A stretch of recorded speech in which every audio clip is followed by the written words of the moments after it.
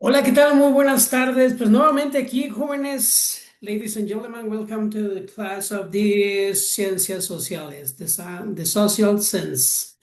Bueno, la clase es Estadística en las Ciencias Sociales. Como todos saben ustedes, mi nombre es Luis Gabriel Aro Herrera.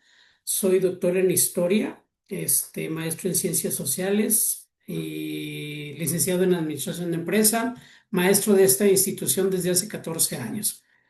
Y bien, ¿cuál es el papel de la estadística en las ciencias sociales? ¿Cuál es su papel fundamental? Bueno, obviamente la historia data desde nuestros ancestros, ¿sí?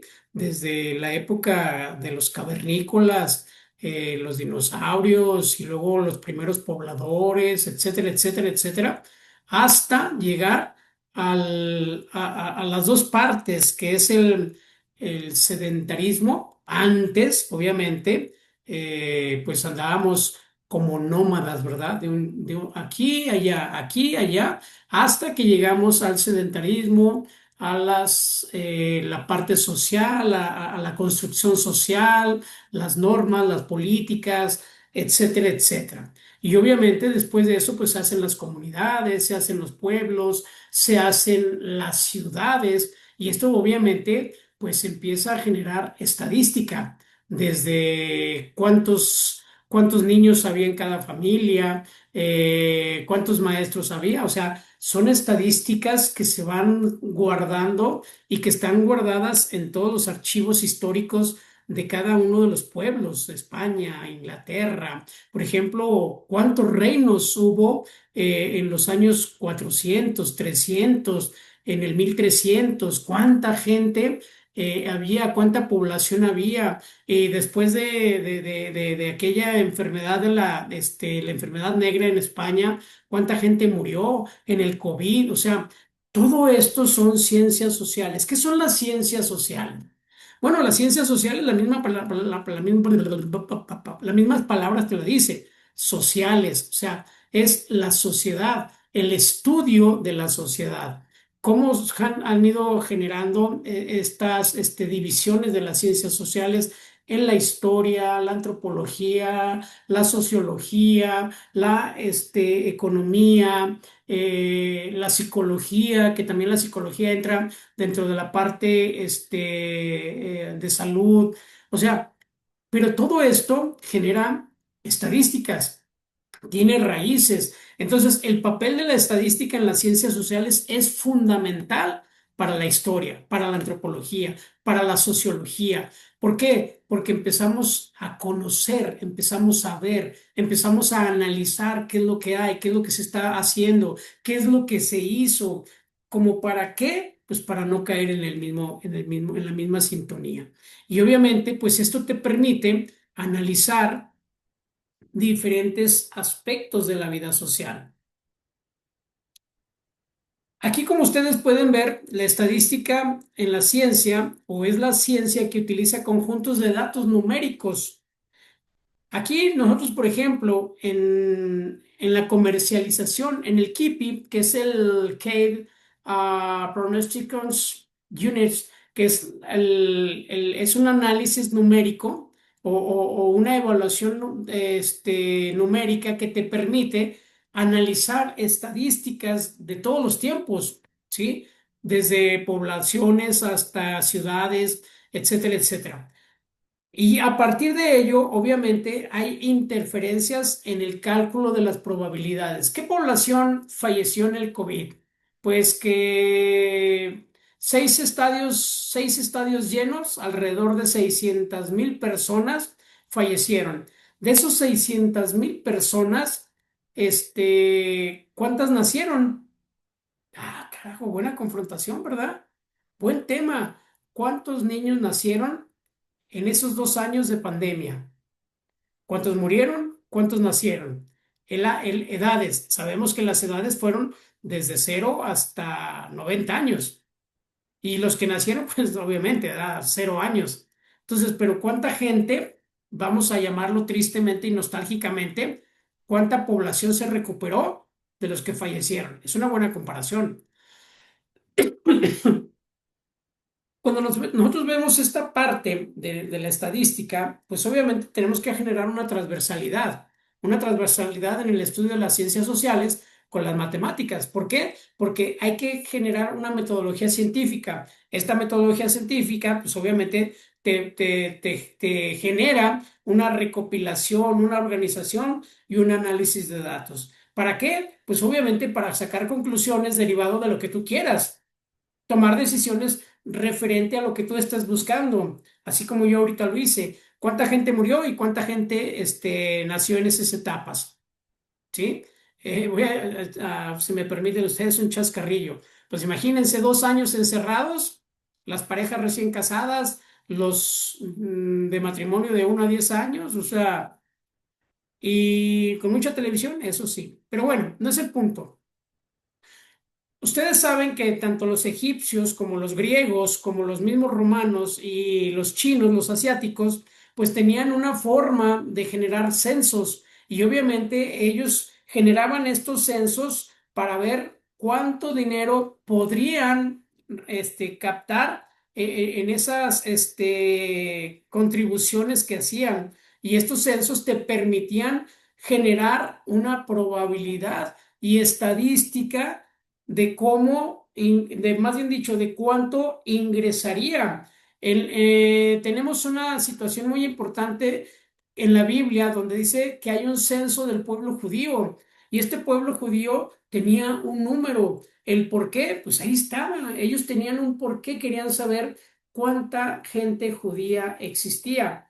De esa gente judía, pues obviamente tenían una visión específica. Los griegos y romanos también hacían su censo de personas y de propiedades. ¿Por qué de propiedades? Porque pues de ahí cobraban. A ver, ¿no tienes dinero? Ok, nos vamos a quedar con tu gallina, con tu perro, con tu gato, con no sé. Obviamente no se iban a quedar con el perro y con el gato, pero sí con la cabra, con la vaca, con la gallina que generaba producción, huevo, leche, etcétera, etcétera. Esto obviamente los egipcios les ayudó en una demasía que ustedes no se imaginan, ¿eh? Este, la imagen que tenemos aquí, sí tenemos que ser muy específicos. En las ciencias sociales, como ya dijimos, entra la probabilidad estadística, entran los números, entra todo lo que ha sido la evolución del ser humano y obviamente de la sociedad. Vemos en el centro cómo la población, o más bien dicho, cómo las construcciones han crecido. Zacatecas, por ejemplo, San Luis, Aguascalientes, no se diga, cómo ha tenido ese crecimiento poblacional y de infraestructura, de grandes empresas. O sea, todo esto desde 1867, que realmente inicia la revolución industrial en Aguascalientes y que Zacatecas es parte de esa historia al cederle grandes consorcios, en ese entonces de minas, de hidráulicos, etcétera, etcétera.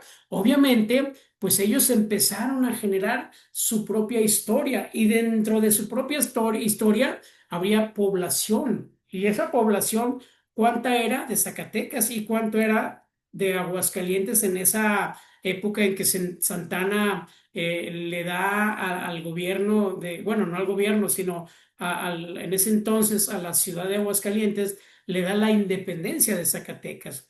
Desde Ojo Caliente, un poquito más adelante, es parte de Aguascalientes y obviamente Zacatecas reduce el número de pobladores, el número de edificios y ahí es una estadística en la cual nosotros, pues obviamente tenemos que reducir, en vez de aumentar, pues vamos a reducir.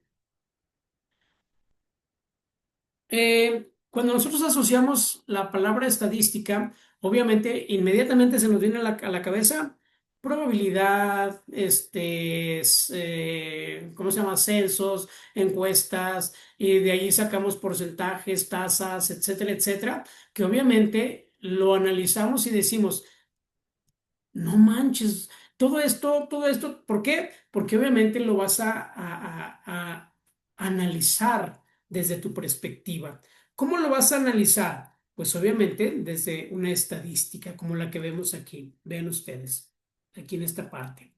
La población, en qué está dividida la población, en burócratas, en empresas privadas.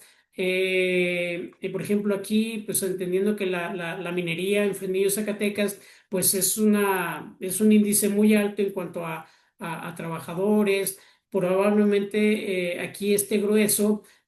Vamos a pensar que la burocracia, esa es la parte federal, o sea, depende de lo que ustedes quieran segmentar, aquí lo van a encontrar. Y lo pueden encontrar en este tipo de gráficas que se le llama mucho de pastel o circular. Y aquí, pues obviamente es el de barras, ¿verdad? Y aquí, pues es el de puntos. Cada uno de estos es una visualización diferente y cada uno hace estas estadísticas o estas gráficas para su entendimiento, pero al momento que realizas estas, tienes que entender perfectamente por qué estás separándola en ese tipo de gráfica. ¿Por qué? Porque al momento de explicarla, no te vayas a confundir. Esto es sumamente importante.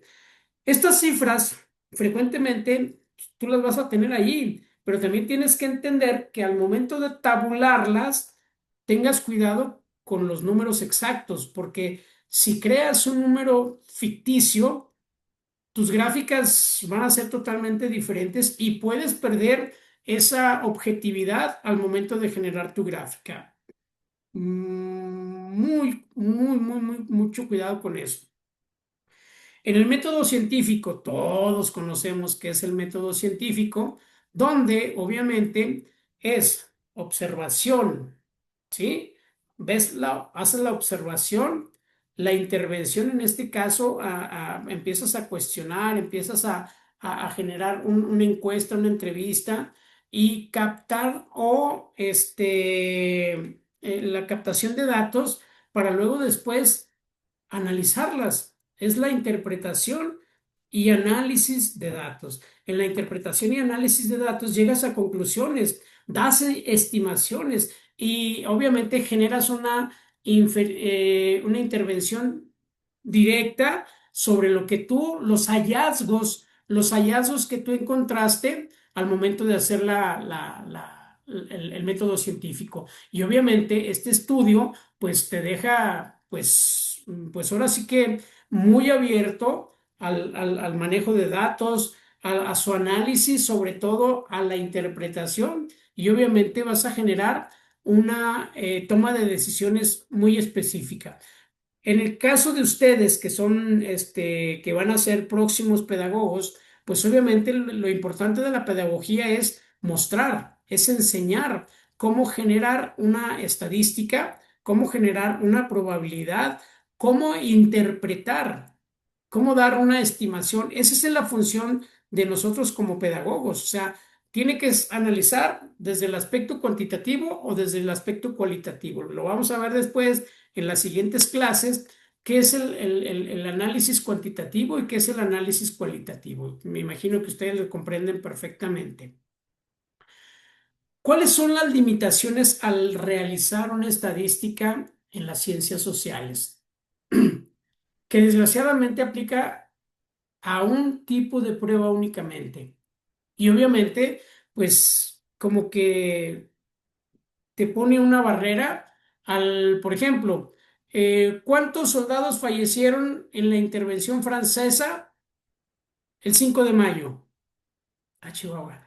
No, pues necesitaríamos ir a los datos históricos. Te vas al archivo histórico de la nación y te aparece que dice, había un estimado, dices tú, híjole, pues no me sirve, porque un estimado, pues puede ser más, puede ser menos. Me voy a la biblioteca francesa, que afortunadamente en el Google puedes entrar sin ningún problema, y ahí los datos son exactos, ¿sí? Pero ellos te dicen, mandaron tanta gente al puerto de Veracruz y tanta gente la mandaron por el lado de Miami, o sea, y esos son datos más fríos, más duros. Y dicen, sí, entonces de los 600,000 soldados que mandó Francia, ¿cuántos lucharon en el 5 de mayo? Entonces son datos que tenemos que analizar y como se dice aquí, es un análisis de datos ciego. O sea, el análisis de datos es ciego. ¿Por qué? Porque pues, no tienes números contundentes, son aproximados y el aproximado pues es un dato ciego y el investigador es el que va a decidir el tipo de prueba que va a generar para también es dar un estimado y al decir estimado pues tienes que decirlo, ¿no? En la historia, en nuestro archivo histórico de la nación no nos dice con exactitud qué número de participantes hubo por el lado mexicano y por el lado francés. Y dices, es que de México estaban los soldados, pero dirigidos por Zaragoza, obviamente, pero ¿cuánta gente del pueblo se unió? Te van a decir que la gran mayoría, eso es un dato ciego. Al mayoría, minoría, pues no sabes. O medio pueblo, ok. Si había en ese entonces 200,000 pobladores, 100,000 entraron a la lucha, no, había menos. Ah, entonces no es la mitad. Entonces, todos estos datos sí se tienen que analizar, obviamente, objetivamente. Entonces, las ciencias sociales hay tres tipos de pruebas. La descriptiva, que es la descripción. Vamos a describir qué es y cómo se dio. Y en esa cómo se dio entran los datos ciegos. La interferencial. En la interferencial, pues obviamente son gráficas, son estadísticas que tú vas a anotar de acuerdo a la descripción que estés realizando. Y la experimental, pues obviamente es directamente con personas que estuvieron presentes, pero que probablemente, pues ya no existen algunas personas o la mayoría. En la Revolución Mexicana 1910, ¿cuánta gente hay ahorita? Una, dos, tres, 10, cuando mucho 20 personas que estén vivas todavía en el mundo, ¿eh? En el mundo. Entonces, obviamente, pues esto sí te da a analizar en cuál te vas a basar tú para una investigación. ¿Por qué es tan importante la estadística en las ciencias sociales? Porque es una descripción, la descripción es exacta. El procedimiento, en este caso el método científico, pues está definido más que 100%. Donde sí no, en el resumen de resultados, es donde podríamos manifestarlo abiertamente, que hay una posibilidad o un margen de error y tú pones el error, ¿eh? O sea, tú el margen de error dices del 5%, del 10% o de un porcentaje que en realidad no conoces derivado de que no existen datos específicos. O sea, tú tienes que mencionar la historia, te dice que esto, pero pues en realidad no te da gran, un acercamiento más a los datos. Conclusiones generales, pues sí, sí se puede dar unas conclusiones generales, pero derivado y obviamente generando esa coyuntura, ¿no? De que el resumen te dice que aproximadamente. Y en la palabra aproximadamente, insisto, el margen de error tú lo tienes que dictaminar. Permite predecir, pues sí, en algunos casos sí. Por ejemplo, ayer estaba escuchando que tenemos una posibilidad de la cura del VIH, que han encontrado una posibilidad de cura para el VIH. ¿Cuántas personas han fallecido por este virus? Ah, hacemos una gráfica.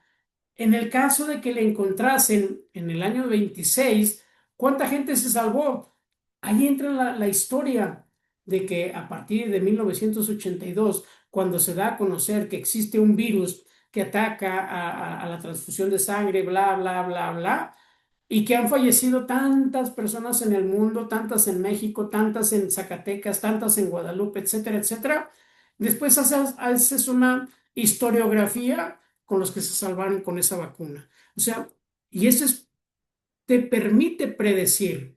Y obviamente causas y efectos, pues eso ya tendrías que desarrollarla en la misma introducción. El VIH es un virus mortal que generó tantas muertes en el mundo, pero gracias a bla, bla, bla, bla, bla, los efectos, las causas eran estas por contagio, por esto, por aquello, y los efectos era la muerte segura, a pesar de que había un tratamiento para una mejor vida de 5 o 6 años, pero que era seguro que iban a fallecer. Y de allí tú empiezas a generar este tipo de predicciones. ¿sí? Obviamente, pues tienes que entender que hay dos grandes días en la vida de una persona, el día en que nacimos y el día en que descubrimos para qué nacimos, ¿sí? Amor y luz. Cuídense mucho, nos vemos a las 4. A las 4.